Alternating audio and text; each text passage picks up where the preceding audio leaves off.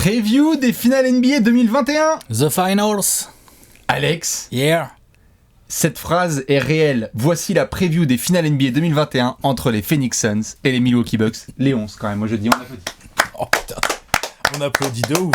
Oh 28 ans après. Hey. J'aurais jamais cru que je mettrais ce jersey pour faire une preview de finale, si tu veux. Non plus. Tu vois. J'aurais jamais cru que tu rentrerais dans ce jersey. Preview en 30 jours ou quoi. Le maillot aussi est étonné, mais Il les est 11. fit, hein. Il est fit. Tout à fait. Installez-vous tranquillement, nous sommes en ce jour de l'an de grâce 2021, début juillet, et nous allons vivre les finales NBA avec Alex et les Suns. Je pensais personnellement qu'on allait pouvoir avoir peut-être un trash Tokiko avec les apérico. Hawks.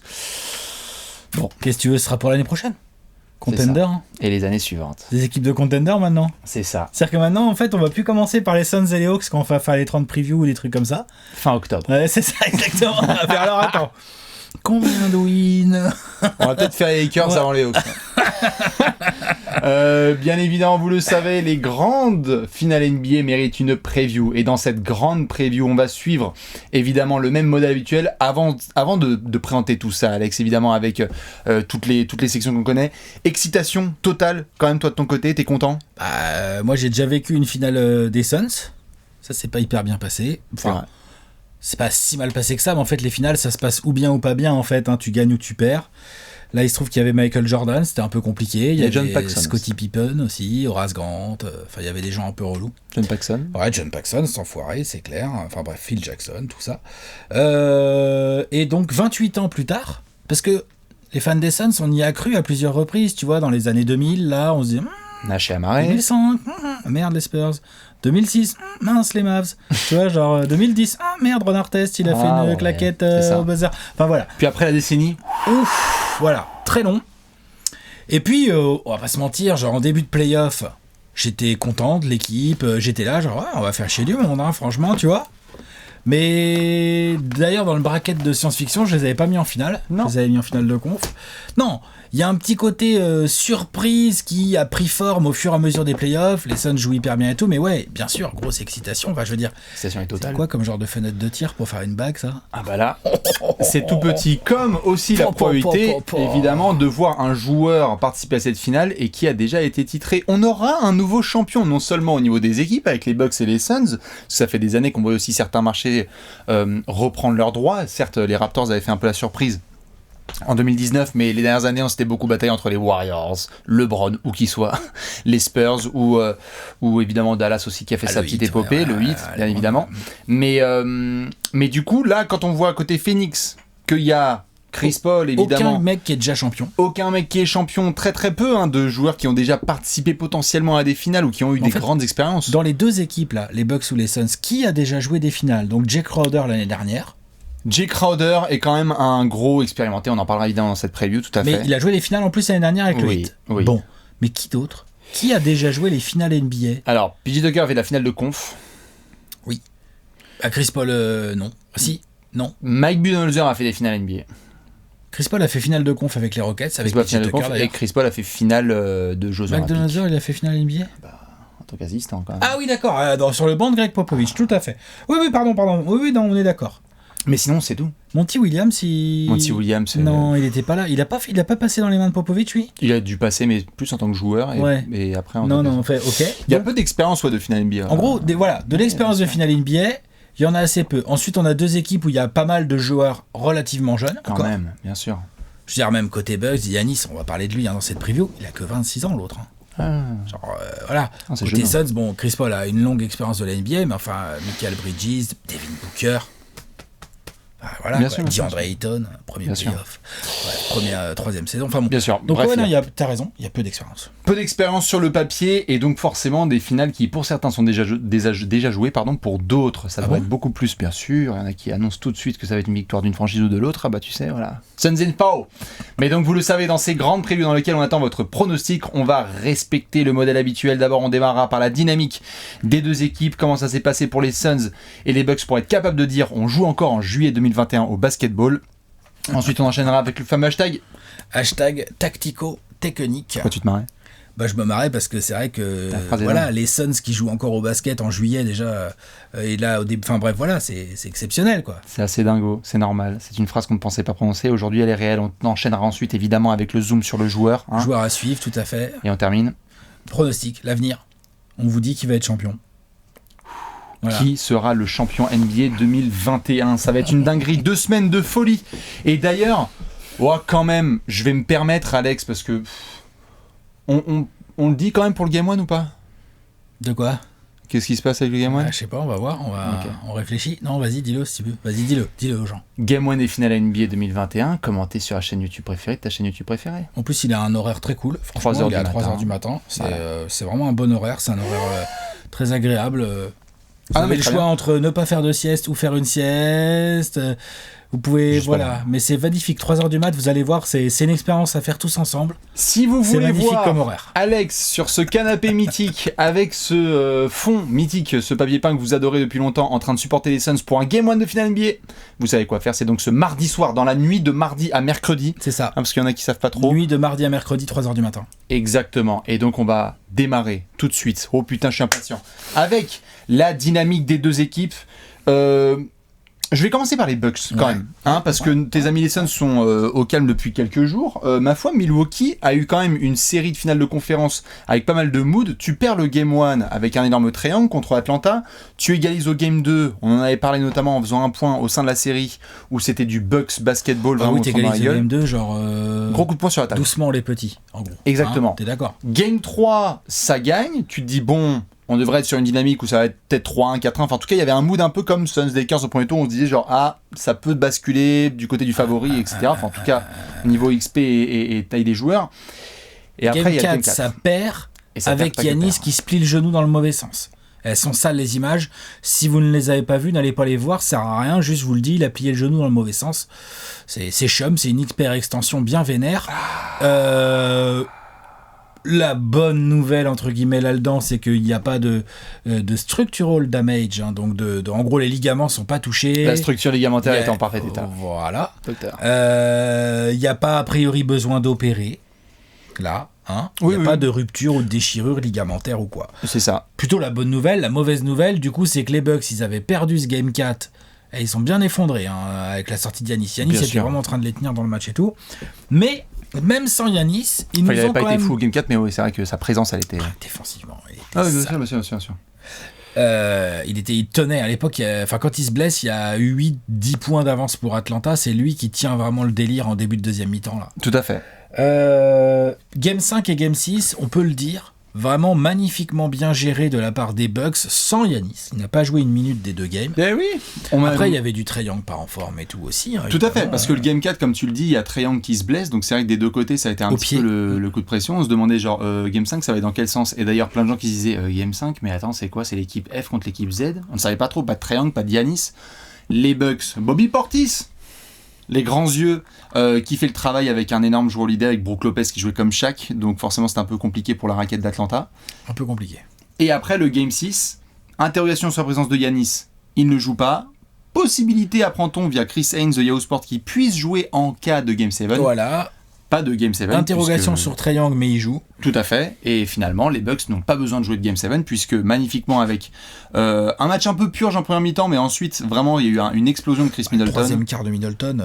Ça a un peu aidé, avec 23 points dans le troisième quart-temps. L'autre, quand il est comme ça, l'autre, là, quand il se prend pour Kevin Durant, là. On en parlera dans la preview, tu vois. Middleton fait le travail Holiday exceptionnel sur la fin de cette série, les bons apports des vétérans. Milwaukee finit le travail en déplacement, qualification pour les finales NBA. Donc côté Bucks, tu as un groupe qui est quand même bien soulagé de power choke quand il y avait 2-2 et que tu perds Giannis. C'est fort pour eux. En fait, côté Bucks, ce qui est vraiment chum pour eux, c'est qu'en fait leur leur elle est magnifique, quoi. Ils ont fait les Nets en 7. Ok, ils en ont chié contre les Hawks, mais ils les font et tout. Le truc, c'est que leur dynamique, elle est ombragée. Parce que là, on sait pas trop, au moment où on fait cette preview, nous, on sait pas trop ce qu'il en est de Giannis, qui joue dès le Game 1 ou pas. Ou est-ce qu'il est attendu plutôt Game 2, Game 3? Ou est-ce que c'est mort pour lui les finales? Je pense pas qu'ils vont nous filer cette info. Les Bucks, c'est pas leur intérêt, à mon avis. Quoi qu'il arrive, même s'ils savent déjà qu'Giannis jouera pas des finales, ils vont faire match par match. Ça, c'est quasiment sûr. Nous, au moment où donc on n'a pas plus de précision que ça, et donc c'est vrai que ça abîme un peu la dynamique de ces bugs, parce que, je veux dire, moi je suis fan des Suns, malgré tout ce qu'on peut lire sur Twitter ou ailleurs, je préfère jouer les bugs sans Giannis perso. Oui, parce que les bugs se jouent mieux sans... Si on me donne le choix, il est fait. Hein. Ouais, les fameux les bugs se jouent mieux sans Giannis Antetokounmpo. Bon, on va poser cette bouteille et ranger ce flingue faut tout de arrêter. suite. L'alcool de cactus, c'est pas bon. Exactement. C'est très mauvais pour la santé. Donc non, très clairement, on va surveiller de près ce qui se passe avec Giannis. Chaque blessure est très différente, donc difficile de les comparer à d'autres. On a quand même vu. C'est ça. On a quand même vu comme tu le disais tout à l'heure, il n'y a pas eu de structural damage, tout à fait, de dommages structurels. De dommages structurels. Si on traduit de manière littérale. Exactement, c'est magnifique. De damage à structural. Voilà. C'est quand même rassurant. On a vu des cas similaires par le passé. On se demandait par exemple ce qui allait se passer au premier tour, mais c'est des joueurs différents et des blessures différentes. On en parlait tout à l'heure avec Léonce de Joel Embiid, où on a vu que c'était pas une blessure qui méritait opération, et donc on a pu voir Joel par la suite en play-off. On va voir là avec Giannis si, en effet, sur les premiers matchs, il est dispo. Pas étonnant si les Bucks disent, par exemple, que les 2 premiers matchs, tu les joues à Phoenix sans Giannis et que tu surveilles son état pour peut-être le faire jouer de retour à Milwaukee. Toute la question, exactement. Parce qu'en fait, les Bucks ont montré qu'ils étaient capables de très bien jouer, même sans Giannis. Tout à fait. Ce qui, n'a pas été pour moi une surprise. Ce qui m'a surpris, c'est à quel point ils sont capables de bien jouer sans Giannis. J'ai trouvé ça vraiment fort. Après, pourquoi on rigole sur le fait de jouer sans Giannis ou pas? C'est parce que, juste, autant en attaque, ils peuvent proposer un jeu différent, mais comme ils ont plein de bons joueurs et tout, ils peuvent être très forts en attaque, même sans Giannis, même si je pense quand même que c'est mieux avec, mais bon, c'est le jeu. Par contre, en défense, l'absence de Giannis est un vrai manque, quoi. L'impact défensif d'un mec comme Giannis, c'est monstrueux. Défenseur de l'année en titre depuis que Rudy l'a repris. Il est trop polyvalent, il peut tout défendre et tout, c'est un monstre. Donc, comment les Bucks vont gérer ça? Ils savent qu'ils ont besoin de lui. Idéalement, ils aimeraient le faire jouer, j'imagine, si tant est que ce soit possible. Le truc, c'est que nous, ce qu'on sait pas, c'est est-ce que le staff médical, il est plutôt en mode il y a des chances qu'il puisse jouer au Game 3, ou est-ce que le staff médical fait, si vous le faites jouer, le problème, c'est qu'il y a un vrai risque de le perdre pour 8 mois derrière, par exemple, tu vois, Bien sûr. D'aggraver vraiment la blessure, et là, pour le coup, de toucher du ligament ou pas, tu vois, vraiment, non, donc, du sûr. coup, ce qui serait quand même... Même si c'est des finales NBA, je sais pas quel genre de choix tu peux faire, mais c'est compliqué quand même. Tout à fait. T'as Giannis qui vient de prolonger pour 5 ans. Il y a un investissement record qui a été fait par les Bucks sur Giannis à 26 ans pour son prime. Ils viennent d'aller en finale NBA. Middleton, tout le monde est sous contrat. L'investissement des Bucks sur Giannis, il a été fait en décembre dernier, c'est pour l'avoir longtemps, donc tu ne vas pas te permettre de ruiner ton investissement comme ça. Par contre, du côté de Giannis et de son camp, ça va être les premiers à se dire aussi, excusez-moi, on parlait de fenêtre de tir, c'est quand qu'on aura une meilleure fenêtre de tir. Est-ce que c'est possible qu'on en ait une meilleure? C'est pas sûr en fait. Tout à fait. Les Suns, c'est sûr que non, mais les Bucks, c'est pas sûr non plus. C'est pas sûr non plus, surtout quand tu as pu battre en effet le Heat, les Nets, on peut dire ce qu'on veut avec KD, les Hawks, et donc ensuite que tu puisses battre les Suns en finale, ce serait quand même un titre assez extraordinaire et qui validerait un projet Bucks qu'ils mènent tête baissée depuis des mois et des années, qui est: on croit en notre structure, on a développé Giannis, on a développé Middleton, on a réussi à récupérer Lopez et à ramener Giroud, on a choisi le staff autour de Mike Budenholzer, donc allons-y. Je pense que le camp de Giannis sera le premier à dire on va voir si on peut jouer. Et d'ailleurs, juste pour finir, le rapport de Chris Haynes qui a rapporté ce week-end avant le Game 6 à Atlanta, c'était il ne joue pas le Game 6, mais dans l'éventualité d'un Game 7, peut-être qu'il aurait pu jouer. Donc les news, même si ce sont celles de Chris Haynes et après c'est chacun son truc, il est quand même plutôt pertinent. Les news sont plutôt positives. Tu peux être quand même dans une perspective côté Bucks, pas côté Suns, mais côté Bucks, tu peux être plutôt dans un côté genre, il pourrait rejouer dans la série. Honnêtement, moi, autant je dis, je pense que c'est les Suns, tu as plus de chances de battre des Bucks sans Giannis. Honnêtement, je me demande si quand même au fond de moi, le côté fan de basket me donne pas quand même envie de voir Giannis en finale NBA en fait, tu vois. Moi j'aimerais, mais même face aux Suns, tu vois. Bien sûr. Tant pis. Moi j'aimerais, mais à 100%, tu vois, c'est ça qui est dommage. Ça sera pas le cas par contre. Non, c'est impossible. Ça c'est mort. Impossible. Ça il sera pas à 100%. C'est dommage. Ça c'est sûr, enfin c'est quasiment impossible. Non, je vois pas comment. Non. Donc non, il sera pas à 100%, donc c'est vraiment la grosse zone d'ombre sur la dynamique des Bucks qui par ailleurs collectivement est magnifique quoi. Magnifique, et Adi, il se passe un gros cap, ils sont en finale NBA. Eux aussi ils avaient la pression cette année en play-off. Bien sûr, pop. Ça soulage. Tu pouvais pas te permettre, après avoir battu les Nets en 7 en déplacement, d'aller choke contre les Hawks. Le scénario n'existait pas, donc le travail il est fait. Du poids en moins sur les épaules de Mike Budenholzer, où quand il y avait 2-2, on s'est dit Toronto 2019 2.0, genre il y a 2-2, tu vas perdre la série. Non. Cette fois, le travail est terminé, on s'est ajusté sans Giannis en mettant du Bobby Portis, en comptant sur les apports de Jeff Teague sur le Game 6 à Atlanta, pour bien faire les choses. Bref, pour les Bucks, on surveillera, mais c'est vrai que comme tu le dis, la dynamique, c'est bravo le groupe, mais F5 sur le téléphone et on swipe pour essayer d'avoir les dernières nouvelles du staff médical. Côté Suns. Dynamique magnifique. C'est quand que les playoffs démarrent. Wow, la dynamique de malade des Suns, quoi, depuis le début des playoffs. Hein. Depuis le Game 4 face aux Lakers. C'est incroyable. Même c'était compliqué, il y avait l'épaule de Chris Paul, mais le groupe était là, le groupe jouait bien, le Game 1 c'était déjà bien contre les Lakers. Non, ils font des playoffs incroyables, les Suns. Alors, il y a un alignement des planètes absolument incontestable. J'ai vu des gens se fristouiller là-dessus. Bon, ça sert à rien de nier, quoi. Enfin, se fristouiller façon fan des Suns dans un couloir ou fristouiller genre Twitter se fristouiller, non, façon sur Twitter. D'accord. Non, pas façon fan des Suns dans un couloir. Ouais. Mais ça, je recommande pas. Mais non, dans le sens où, genre, t'as ceux qui disent oui, mais les Suns, franchement, ils seraient sortis dès le premier tour. De toute façon, ils auraient pas passé les Nuggets, tout. Et t'as ceux qui disent non, mais de toute façon, les Suns auraient écrabouillé tout le monde. Je pense qu'il y a un juste milieu à tout ça. Tu crois? Ouais. Je pense qu'il y a un alignement des planètes absolument incontestable. Qui, voilà, c'est tout, c'est comme ça. Les Lakers n'étaient pas en forme, et en plus, AD s'est reblessé pendant la série. Les Nuggets n'avaient pas de Jamal Murray. Les Clippers, ils perdent Kawhi au tour d'avant. Je veux dire, on a battu les Clippers en 6 sans Kawhi. Bon, bah, c'est pas non plus hallucinant de dire que c'est vrai qu'avec Kawhi, ça aurait été compliqué, ça aurait été une autre série. D'ailleurs, ça veut pas dire que les Suns ne seraient pas passés. Moi, je refuse qu'on dise ça parce que, en fait, on a bien vu, ils jouent complètement différemment. Paul George n'est pas responsabilisé de la même manière, Reggie Jackson non plus. Le groupe répond pas de la même manière quand il y a Kawhi. Ça posera un jour d'autres questions sur ce qu'est réellement Kawhi Leonard dans un groupe, à part un mal alpha dominant sur le parquet. Tu vois, la façon dont le groupe Clippers a joué sans lui, c'est vachement intéressant sur comment Kawhi, comment il bonifie un groupe. Tu vois, il bonifie un groupe par certains points, et en même temps, il y a des joueurs, on voit bien, ils se sont éclatés, ils se sont éclatés différemment. C'est vrai, non ? Je trouve c'est pas du tout contre Kawhi, hein, c'est vraiment, c'est tellement dur sa position à lui. Parce que ça sonnait à charge contre Kawhi, mais non, je pense que c'est plus. C'est tellement dur sa position à lui, à Kawhi de. Tu vois, genre, s'il y avait eu Kawhi Leonard, on aurait envoyé Michael Bridges dessus ou Jay Crowder tout le temps. Tout est différent. Tu vois, genre Paul George, il aurait eu moins de ballons parce que il y en a plein pour Kawhi, c'est normal. Reggie Jackson aussi, je pense, du coup, et ainsi de suite et ainsi de suite. Le small ball, c'est pas le même. Non, bien sûr. Voilà, là, ils ont décidé d'utiliser Zubac, qui était plutôt malin, manque de peau. Bon, DeAndre Ayton, l'autre, il fait ses premiers playoffs, il fait attendez. Juste. J'aimerais mon contrat max cet été, en fait. Ouais, c'est ça, en fait. C'est le gros sac, là. C'est pour moi le gros sac de machin vert. Luka, Trae Young, DeAndre Ayton. Ouais, on va être sur la même ligne, très clairement. La draft 2018. Il fait des playoffs de malade. Quelqu'un a participé au final, à part moi, non ? Tout ça pour dire que la dynamique des Suns, quoi qu'il arrive, ils arrivent dans ces finales. Ils ont perdu que 4 matchs dans ces playoffs. Ils en ont déjà gagné 12. Ils ont répondu à plein de défis tactiques différents. Même si les équipes d'en face étaient abîmées, n'empêche qu'il fallait quand même répondre à des défis tactiques, des défis mentaux aussi. C'est ce que je veux dire, c'est que Phoenix, Paul, quand même. Il a eu le Covid. Devin Booker, il se fait péter le nez. T'as quand même des joueurs qui sont un peu en difficulté, parce que quand t'as Chris Paul. Qui dès le début de la série en fait ne peut pas participer à la finale de conf, tu te dis damn.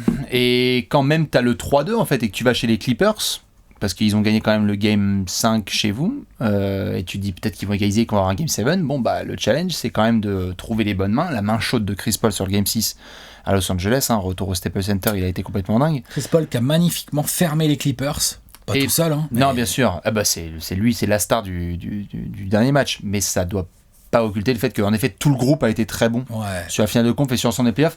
Par contre c'est vrai que un point que tu mentionnes, je sais plus s'il y en a qui étaient notamment, on avait discuté la dernière fois l'autre soir sur Twitch, c'était la grande question de parmi toutes les blessures qu'on a eues sur les playoffs 2021, quelles sont celles qui ont fait peut-être basculer le plus de choses. Et c'est pas contre les Suns que je vais dire, mais c'est les résultats qui sortaient plus, c'était la blessure de AD et la blessure de Kawhi. Kawhi. AD bien sûr, mais Kawhi. Parce que les Lakers, ils jouaient pas très bien. Complètement. Tu vois, ils étaient pas. De toute façon, ils étaient pas en forme au départ, alors que Kawhi. Non, il était chaud. L'autre, tu vois, quand il se blesse au match 4 contre le Jazz, ce qu'il était en train de faire au Jazz, ce qu'il avait fait aux Mavs au tour d'avant, moi j'étais là genre putain.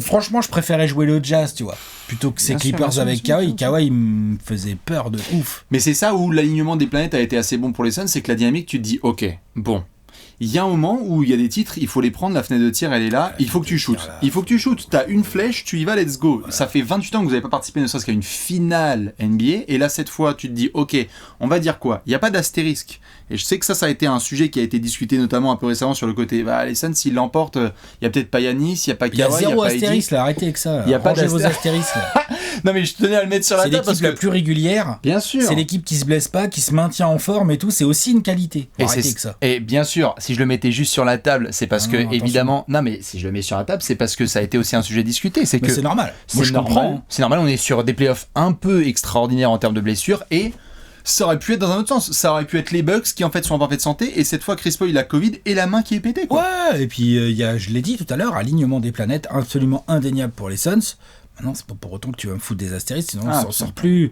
On en met une au titre des Raptors aussi, parce qu'en finale, il n'y avait pas Kevin Durant et il y a Klay Thompson qui se fait. Non, tu vois, on n'en sort plus. Moi, je suis pas d'accord pour ça. Et sinon c'est celle de la bulle aussi. Et le titre des Lakers c'est fake.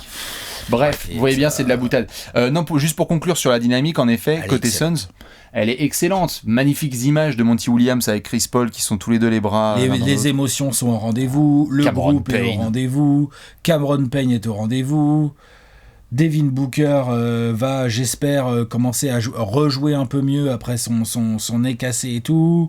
On est sur on est à la veille de finales qui peuvent être des super finales hein, Ah, en ouais. termes de jeu et tout. Hein. Vraiment. Complètement. Il faut voir les deux matchs de régulière. Et j'allais dire, pour finir sur la- C'était du bonheur les Bien deux matchs sûr. de régulière. Et j'allais finir là-dessus pour la dynamique des deux équipes. Ceux qui veulent, vous pouvez vous faire le replay de 2 matchs de saison régulière qui ont eu lieu entre les Suns et les Bucks. Magnifique, ça s'est joué vraiment dans le money time. Les deux. Un premier match à Phoenix sur lequel c'est loupé sur un shoot au buzzer de Giannis Antetokounmpo. Le mid-range, il est un peu shooté. Mais c'est un match où Phoenix revient, Milwaukee domine. Gros comeback, Phoenix, ouais. Complètement, avec un gros effort collectif, donc typique des Suns. Et alors, le thriller à Milwaukee, formidable. Trop bien. Ouais. Trop bien. Sauf le dernier call. Oh, Alex ça fait partie du jeu. Une faute Non, c'est sifflée une erreur. sur Devin Booker à Il n'y a 0.1. rien. Je pense qu'il y a R. Il n'y a que dalle. Ouais, il y a R, je suis d'accord. Mais. Ça fait partie du jeu. Ouais, et puis quand tu regardes jouer les Suns pas mal à l'année, tu vois aussi que Booker se fait assez peu siffler. On est encore dans la période où Booker est manque de respect de la part des arbitres. Bon, là, ils lui en ont un peu trop de respect, ils lui ont donné. Là. Mais bon, Hôpital, voilà. charité. 52 ans plus tard, 52 ans après le coin flip, 50 ans après leur dernier titre, les Bucks sont en finale, 52 ans après le coin flip qui a envoyé Abdul Jabbar au mauvais endroit. Ah, donc du coup, c'était pas ce. Voilà. Karim Abdul-Jabbar. Il est là. Vous pouvez retrouver l'enquête d'ailleurs sur la chaîne. Voilà. Et ben les Suns et les Bucks se retrouvent en finale pour la première fois. Enfin, c'est la première fois qu'il y a cette confrontation en finale. Exactement. Les Bucks, ils ont le titre en 71. Ils ont d'autres finales après. Peut-être en 60. 74.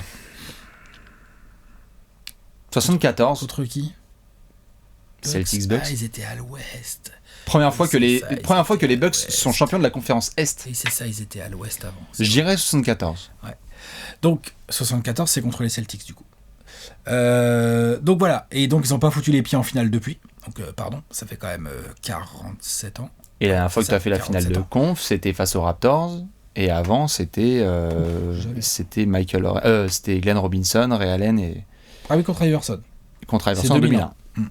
Si je dis pas de bêtises. Alors que les Suns, eux, ils n'ont pas mis les pieds en finale NBA depuis 93, donc ça fait 28 ans.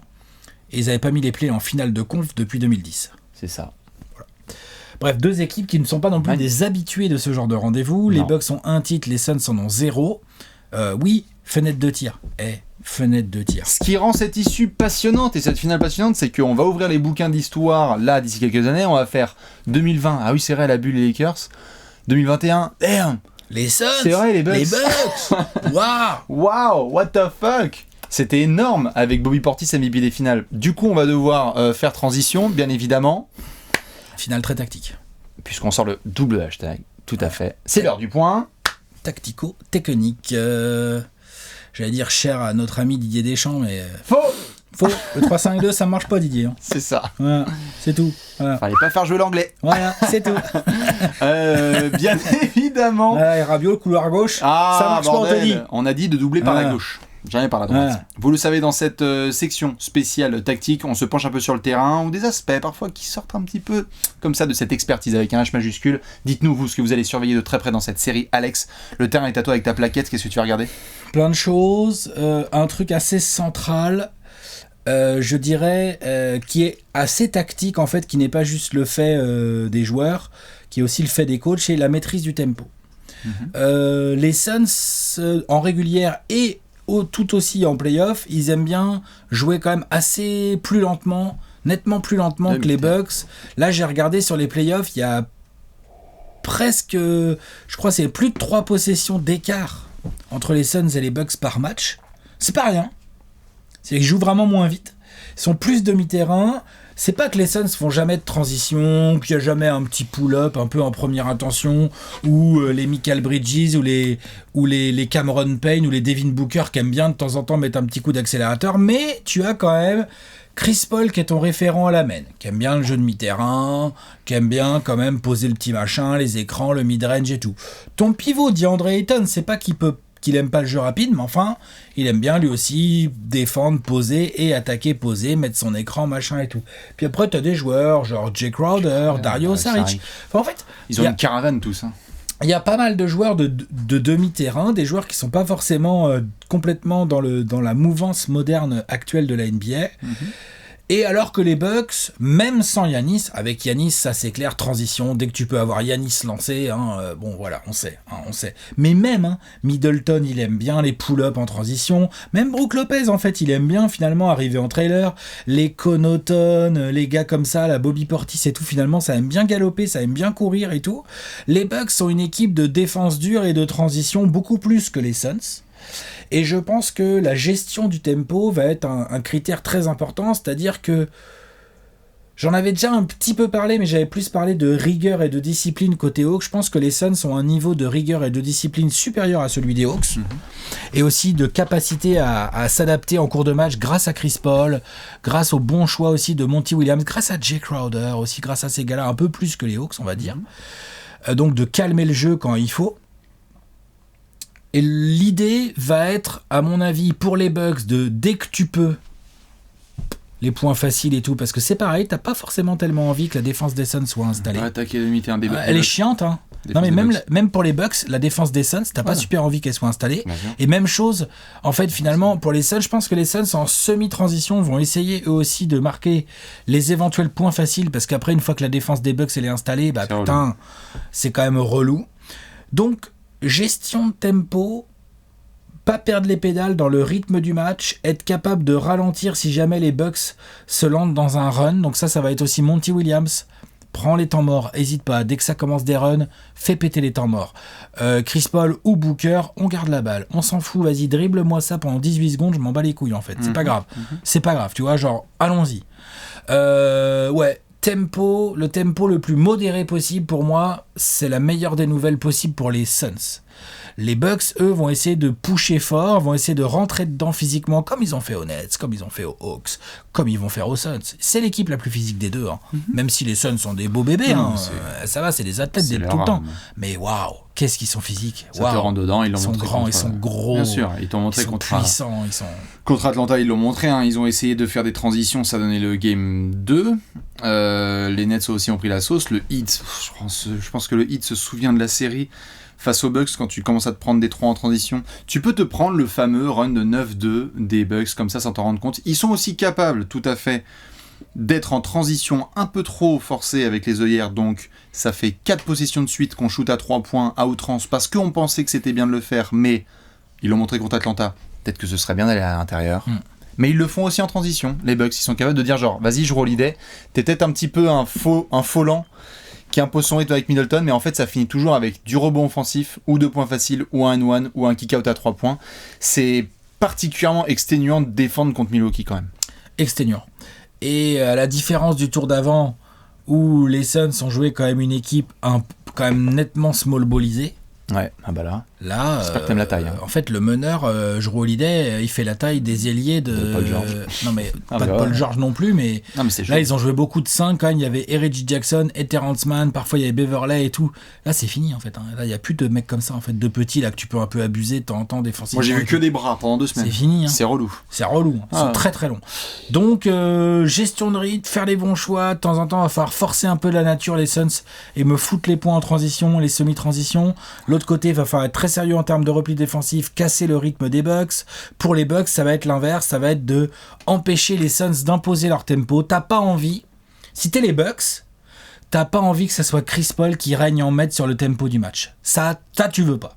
Tu veux surtout pas ça. Puis avec un petit Booker qui embraye là, ça si t'es les Bucks, tu veux surtout pas ça. Donc tu veux sortir du rythme, tu veux les obliger à courir quand ils ont pas envie de courir, et tu veux aussi, évidemment, toi-même défensivement être toujours en place, pas laisser trop de paniers faciles et tout. Bon, voilà, le tempo très très important dans ces finales. Et c'est vrai que quand on regarde, et vous verrez ceux qui veulent le replay des 2 matchs singuliers, qui sont évidemment des matchs très différents. Il y a du match avec du Dante DiVincenzo, il y a du match où il n'y a pas Jrue Holiday, il y a des matchs où il y a il y a DJ Augustin qui est là, il y a des gens qui ne sont, il n'y a pas encore Cameron Payne. Enfin, je veux dire, il y a des effectifs qui sont différents sur le premier match à Phoenix. Celui à Milwaukee, par contre, c'est marrant parce que sur ces 2 matchs, Milwaukee justement impose son rythme et il faut que vous fassiez des comebacks. Ouais.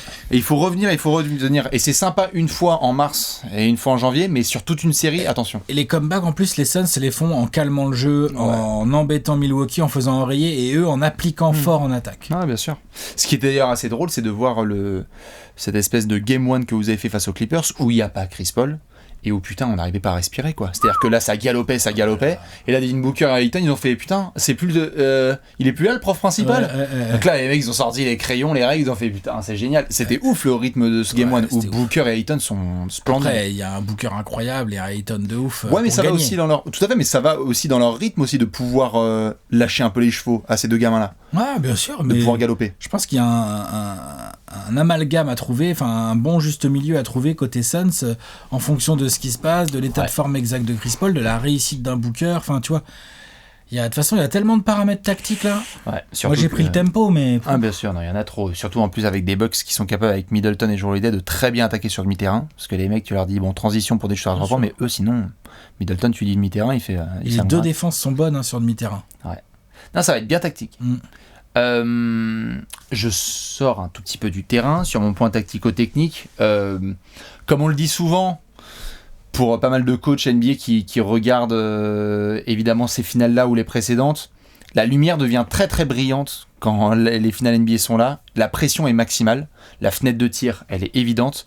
Donc où sont les leaders et qui tient face à la pression? C'est-à-dire que là, on l'a dit en intro, tout de suite, qui sont les joueurs les plus expérimentés? Alors oui, tout à fait, Brook Lopez, il a vécu des choses, Chris Paul aussi, Monty Williams, Mike Budenholzer. Mais là, attention, on est sur une finale NBA où limite le daron, c'est Jay Crowder, avec Chris Paul. Que de l'autre côté, tu as quand même des garçons qui ont une certaine expérience. Je sais qu'on peut dire ce qu'on veut de PJ Tucker ou même de Jeff Teague ou ne sais-je, mais c'est des gars qui ont un peu de vécu. Et donc, formidable parcours des Suns jusqu'ici, avec les 3 premiers tours, où on a vu comment ils ont été capables de punir, avec Cameron Payne qui fait des folies, justement en finale de conférence, avec Cam Johnson qui se permet. Ça se permet. DeAndre Ayton qui a été formidable. Devin Booker, inutile d'en parler, il a été complètement dingue. Mais donc, est-ce que ces jeunes-là, par exemple, côté Phoenix, vous avez quelques jeunes? Michael, Devin Booker, Cam Johnson. Ayton. Comment? Ayton, évidemment. Ce sont pas 4 noms comme ça, c'est 4 joueurs ultra importants dans votre vraies minutes. Exactement, dans votre réussite. Et donc, comment est-ce que tu fais quand tu te prends un gros run des Bucks? Comment est-ce que tu fais quand tu as la grosse pression médiatique? Quand il y en a un qui a fait un mauvais match? Ce qui est rassurant, c'est que vous avez montré tout au long de l'année avec ce groupe que quel que soit le challenge, vous pouvez le prendre. Parce que vous avez un axe meneur-coach qui est capable de garder le bateau stable. On a un axe meneur-coach qui est capable, t'as raison, côté Suns. Et on a aussi, toujours côté Suns, les 2 jeunes stars, Booker et Ayton. J'avoue que je suis pas surpris de la part de Booker, qu'il ait le mental pour ça, qu'il ait envie. Ça se voit, il a la mamba. C'est quand même un fils spirituel de Kobe, quand même, clairement. Je suis vachement agréablement surpris par Ayton. C'est pas la même quand t'affrontes Lopez.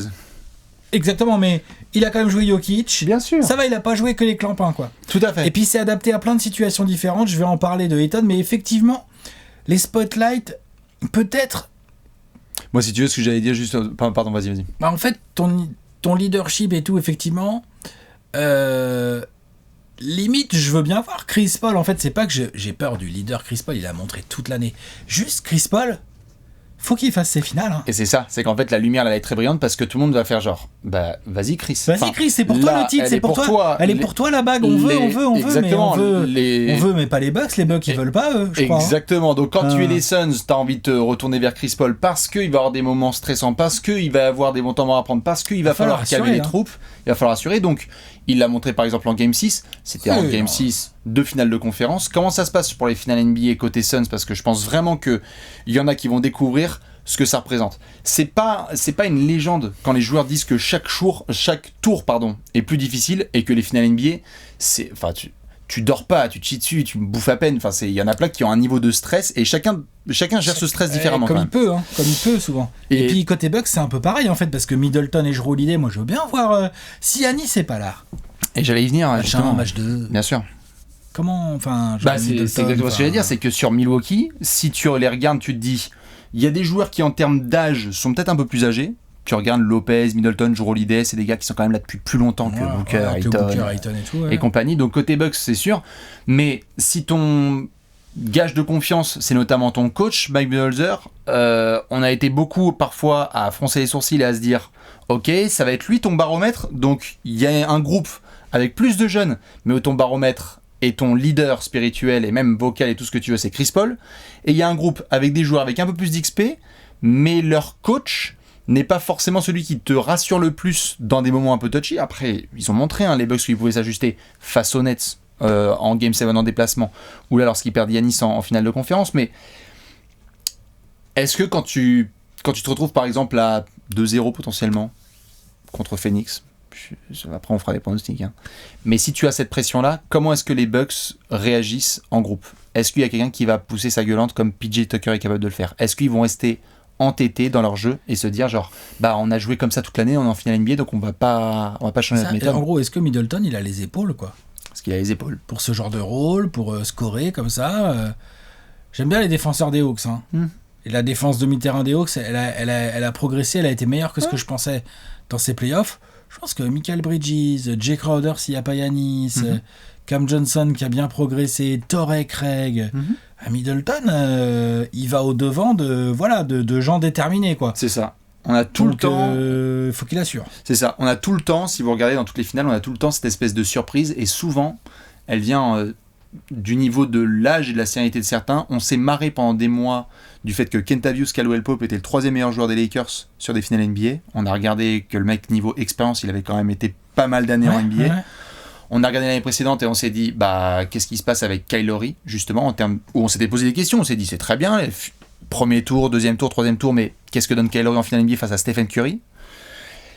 Et donc, j'ai hâte de voir quels vont être les joueurs dans cette série qui vont montrer qu'ils ont le plus la main sur leurs émotions et qui vont le plus contrôler les nerfs collectifs du groupe. Parce que je crois que l'équipe qui va être le plus capable de rester zen sous cette pression va finir par l'emporter, quoi. Ça me semble trop important quand on voit l'espèce d'inexpérience qu'il y a dans les deux effectifs. C'est fait très important. Alex qui parlait donc lui de son côté de tempo. Moi je vais surveiller justement la lumière. Merci Léon, c'est évidemment à la prod comme d'hab pour nous foutre la lumière dans la gueule. Hein, ça montre des choses. Et nous on va devoir faire transition. Joueur à suivre ? Sur le joueur à suivre. Allez. Il y a un joueur sur lequel on va devoir zoomer. Dites-nous qui vous allez regarder de très très près. On rappelle qu'on a toujours des incertitudes autour de Giannis. Alex, le joueur à suivre de ton côté ? DeAndre Ayton. Série d'avant, lors de la preview, j'avais parlé plus de Devin Booker. Non pas que Devin Booker soit pas à suivre sur cette série, attention. Mais je pense que DeAndre Ayton a vraiment un rôle clé dans ce que les Suns vont essayer de mettre en place. C'est-à-dire que sans Giannis, il y a de fortes probabilités pour que les Bucks jouent un peu ce qu'on appelle, là, maintenant on parle de ça beaucoup, le 5 out, là, les 5 joueurs qui sont capables de shooter, des pick and roll, des kick out et tout. Ils peuvent essayer d'envoyer Brook Lopez à l'intérieur comme ils l'ont très bien fait contre les Hawks au Game 5. Sans manquer de respect à Capella, je pense qu'il est un tout petit peu plus petit et moins grand et moins gros que DeAndre Ayton. Je vois plus les Bucks. Différent. Ouais. Un peu différent. Je vois plus les Bucks demander à Brook Lopez d'être dans des corners ou à 45 pour justement avoir des espaces pour Jrue, pour Middleton, pour d'autres joueurs. Les cutback door, ils aiment bien.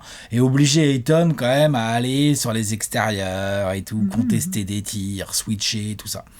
Donc rôle clé défensif pour Ayton parce que quoi qu'il arrive, s'il n'y a pas Giannis, il va vraisemblablement se retrouver face à un 5-out ou de temps en temps isolé au poste face à Brook Lopez. Et voilà quoi, rôle important. S'il commence à se faire rouler dessus, c'est la merde à Phoenix tout de suite. Et offensivement, je suis toujours dans le cas sans Giannis, offensivement, là pour le coup, s'il n'y a pas Giannis, la défense intérieure, même si Brook Lopez fait beaucoup d'efforts, en fait Ayton va nous servir à amener Brook Lopez dans les situations de pick and roll, à rouler et tout, enfin de rôle très important. Et si Giannis est là, c'est Ayton en net qui c'est lui le wall anti-Giannis derrière les Crowder ou les Torrey Craig ou je ne sais qui, on en verra en premier rideau sur Giannis, tu vois, c'est lui. Donc là rôle, bonjour, tes premières finales, bonjour, alors en fait ce qu'il faudrait que tu fasses, tu vois le double MVP en titre là, enfin plus en titre maintenant mais bref. Donc c'est un rôle clé, d'abord défensivement. Faut pas sous-estimer le rôle qu'il peut avoir en attaque. Je pense que de la même manière qu'il a beaucoup ennuyé les Nuggets de Nikola Jokic, sans empêcher totalement Jokic de faire une grande série, mais il les a beaucoup ennuyés, il les a beaucoup saoulés. Il a très bien réagi face au small ball des Clippers. Ensuite, même les passages où il y a eu Zubac, en gros, moi je trouve qu'il s'est vraiment très très bien adapté aux rotations tactiques côté Clippers et tout. Donc voilà, nouveau défi en fait. Nouveau défi, des gars plus physiques par rapport aux Clippers, tu vois, genre c'est quand même autre chose. Brook Lopez, il fait 2m16, il pèse 125 kg, pas comme Ayton quoi, en gros quoi. Voilà, s'il y a Giannis, c'est très mobile, c'est vraiment très très chiant, c'est très long. Donc il va avoir affaire à beaucoup de choses différentes. Il doit être depuis quelques jours en train de se préparer tactiquement avec le staff de Phoenix à ça. Genre, t'as vu, il y a ça, et attention, parce que t'as vu, il y a ça, et puis attention, parce que t'as vu, il y a ça, puis attention, puis t'as vu. Enfin, voilà. Donc, ça, c'est vraiment un joueur clé pour les Suns. Si Ayton commence à être capable de nous faire péter du bon gros double-double là pendant les finales NBA, c'est un problème pour Milwaukee. Un vrai, un gros. C'est ce qu'on attend de lui. Voilà. Grosse présence au rebond, parce que c'est une équipe forte au rebond en face. Donc voilà. Non, il y a des. Ils ont une espèce de capacité physique et. À te user en fait. Et musculaire, à te user, c'est fatigant là. Moi, je me sens fatigué d'être sorti d'une série contre Milwaukee parce qu'il te rentre dedans, ça provoque des lancers, il y a des rebonds offensifs. Même Bobby Portis, le mec qui va avoir Ayton, il va faire genre vas-y, je grimpe. Il essaye. Ouais. Et donc, faut être hyper discipliné, Même PJ Tucker, même s'il rend 15 cm, il s'en fout l'autre. Ouais. La différence des matchs où Capella était bien intégré et intense en protection d'arceau et en roll sur les pick and roll, ça mettait dans la merde Milwaukee. Et t'es quand même d'accord que, par exemple, Capella, je pense naturellement, il a plus d'expérience. Je pense que même si Ayton a beaucoup progressé, je trouve que Capella est vraiment un pivot défensif.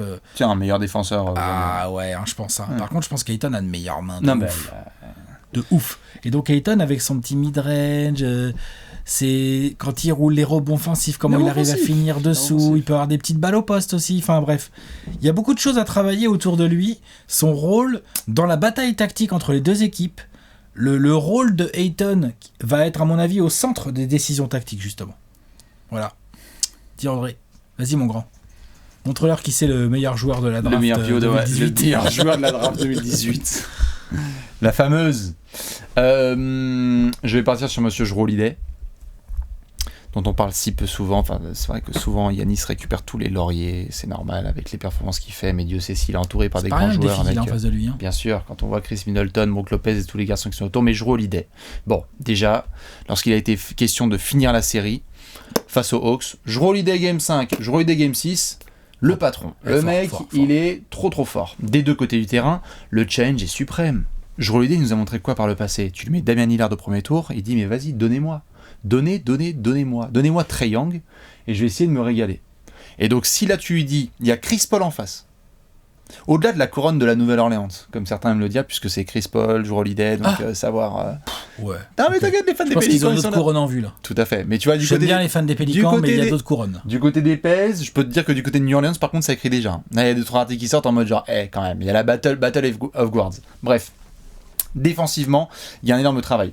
Lorsqu'on se penchait tout à l'heure en off en termes de pur match-up, Chris Middleton va être majoritairement en défense sur Devin Booker, à voir comment ça va se passer en termes d'ajustement de la part du Mike Budenholzer, mais Jrue Holiday sera souvent sur Chris Paul. Après, c'est interchangeable, ils sont capables tous les deux de défendre sur les deux joueurs, mais Jrue Holiday va être souvent envoyé sur Chris Paul, et donc, en attaque, punir, parce qu'il a cette capacité de pénétration, qui n'est pas forcément le jeu de Chris Middleton, moins. Plus mid-range, plus 3 points.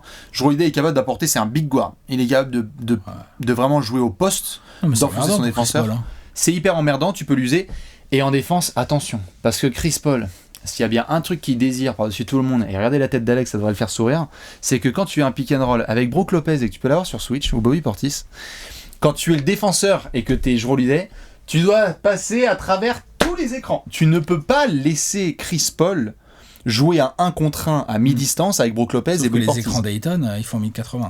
Exactement, mais sauf que Jrue Holiday, il a le body et la carcasse pour essayer justement de passer contre. Donc il y a une battle à la fois en termes de production offensive et défensive de Holiday qui a l'expérience, le côté sous-estimé et qui nous a montré combien de fois en playoff qu'il pouvait être bon, qui moi me passionne. Ça pourrait être un sleeper de cette finale. Ouais, tout à fait, surtout qu'en plus il a le...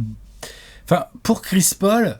C'est vraiment pas une bonne nouvelle. Je veux dire, il a un défenseur en face de lui, tout ce qu'il déteste. C'est-à-dire, il est plus long que lui, il est plus costaud. Bon, ça, Chris Paul, ça lui arrive souvent, il a l'habitude, parce qu'il est pas très grand. Chris Paul, il fait pas partie des surathlètes de la main. C'est un bel athlète, attention, hein, Chris Paul, c'est pas ce que je dis, mais juste, voilà, quoi. Des meneurs plus grands que lui, et puis auxquels il rend plusieurs kilos, il en croise quasiment tous les soirs. Hein. Genre, même Reggie Jackson, ça se trouve, il est... Ah, bien sûr, enfin, il voilà. est plus grand. Ouais, voilà. Donc, voilà. Par contre, le problème, c'est que Jrue Holiday, c'est pas juste un meneur athlétique et tout, c'est un meneur intelligent défensivement. Il est intelligent, il lit bien les écrans et tout.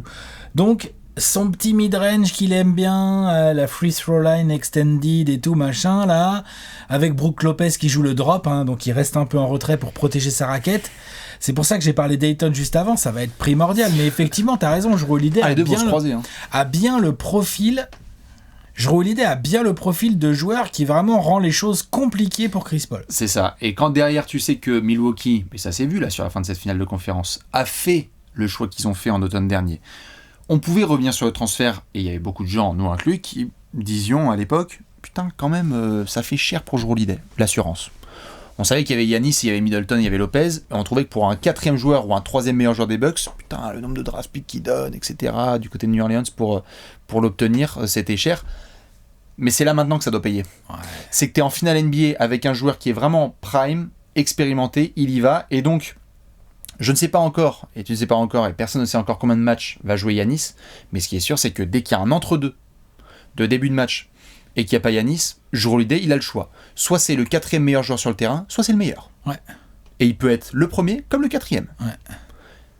À lui de dicter quelque part aussi la série, quoi. Parce que quand Jrue Holiday, tu sais, prend des choix offensifs, comme on a vu parfois contre Brooklyn, qui sont un peu genre, qu'est-ce que tu branles, qu'est-ce que tu fais, héros ? Ouais, je suis d'accord. Et que derrière, par contre, il pénètre et qu'il fait provoquer des fautes à ses défenseurs. Et surtout qu'inversement, autant Jrue Holiday, c'est pas une bonne nouvelle pour Chris Paul, autant Chris Paul, c'est pas une bonne nouvelle non plus pour Jrue Holiday. Non. Parce qu'il va pas le dominer intellectuellement dans la série. Hein. Non, c'est sûr. Chris Paul, il va s'adapter, Chris Paul, il va réfléchir. Bien sûr, bien sûr. Chris Paul ne va pas chercher à le battre physiquement. Chris Paul va chercher à le battre en trouvant des petits espaces pour poser ses petits mid-range. Et donc, c'est un joueur aussi vicieux, Chris Paul et tout. Enfin, tu vois. Donc, du coup, la match-up des meneurs, là, elle est magnifique. Et je crois que c'est pour ça que je vais le surveiller le plus par-dessus tout. C'est que l'espèce de, j'ai envie de dire, de tendance qu'il y a aussi avant ces finales NBA, avant qu'elles démarrent demain, c'est beaucoup de gens ont envie de voir, mais c'est normal, Chris Paul remporter un titre NBA, c'est le sujet numéro 1 de ces finales. Je veux dire, j'adore les deux équipes, et ça va être en effet les Bucks contre les Suns, mais le sujet principal, c'est à la fois le retour de Giannis et est-ce que Chris Paul peut remporter une bague. Ouais. On a fait des boulettes, il faudra remettre l'intégration de savoir si en effet la boulette dit vrai. Pour Jrue Holiday, c'est parfait, tu peux être le vilain suprême, quoi. Genre vas-y, prive Chris Paul de son premier titre alors que c'est ses premières finales. Ouais.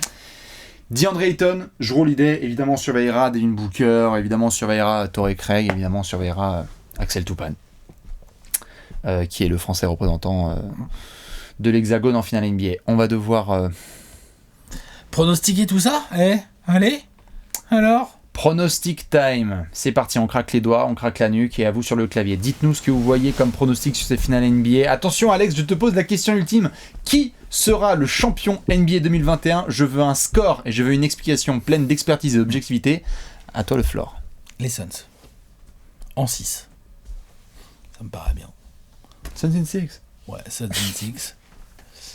J'avais dit Suns in 6 contre les Lakers. Ils l'ont fait. J'avais dit Suns in 6 contre les Nuggets, ils ont fait mieux. C'est ça. J'avais dit Suns in 6 contre les Clippers, ils l'ont fait. Donc voilà. On termine. Suns in 6, 4-2. Les deux équipes sont capables de gagner à l'extérieur, elles l'ont déjà prouvé tout au long de ces playoffs. Donc je dis 4-2. Je pense que on va voir où en est Giannis. Je pense que quand même l'absence de Giannis va se voir plus que lors des matchs 5 et 6 contre les Hawks. Je pense que les Suns ont montré dans ces playoffs et vont le montrer mieux que les Hawks. Ils sont capables encore mieux. Ils font partie de ces équipes qui savent extrêmement bien, parce qu'ils sont Chris Paul à la main, et aussi Devin Booker qui est très intelligent. Ils savent exploiter les faiblesses de l'adversaire. Ils savent appuyer là où ça fait mal.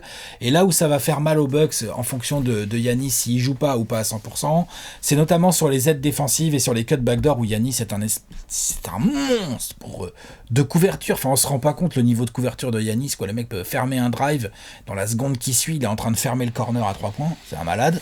Ça, t'as pas ça en fait. Et ça, les Suns vont savoir l'exploiter grâce à leur mouvement de balle fluide, grâce à la variété de leurs attaques, grâce aussi au fait qu'ils sont capables de se faire confiance les uns les autres, servir Ayton qui roule, servir Crowder dans le corner, ou laisser Cameron Payne faire son petit show, Chris Paul, Booker, enfin et ainsi de suite.